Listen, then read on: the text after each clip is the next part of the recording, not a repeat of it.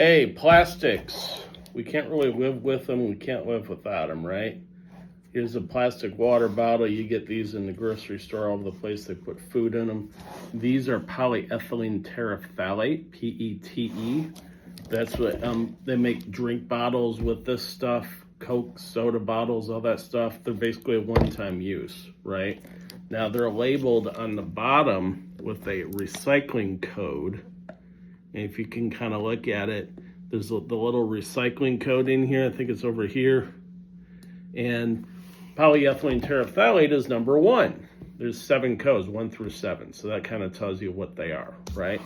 Now, polyethylene terephthalate, if these bottles are designed to be used once, then thrown away, discarded, that's going to add up in landfills. There's got to be a better solution, right? What's the better solution? What if we can convert that polyethylene terephthalate into something useful, right? Well, interesting paper just came out in Nature Chemistry. This was published by the group of Stephen Wallace at the University of Edinburgh in England. And so what they've developed is a method of converting polyethylene terephthalate into Paracetamol. Now, this is in England over our friends across the ocean here, across the big pond. Paracetamol, what's that? That's acetaminophen that we call in the United States. Acetaminophen, the brand name is Tylenol. That's an over-the-counter painkiller. It's a non-steroidal anti-inflammatory drug.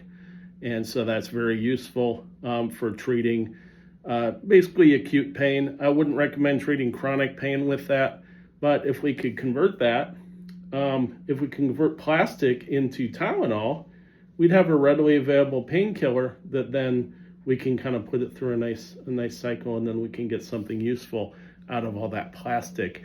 Heck, they probably sell Tylenol in polyethylene terephthalate bottles anyway, right? So you could actually just recycle the bottle back into more Tylenol. Wouldn't that be kind of cool? The way they did this is with something called a Lossen arrangement. And so that's the conversion of a hydroxamate ester into this isocyanate right here.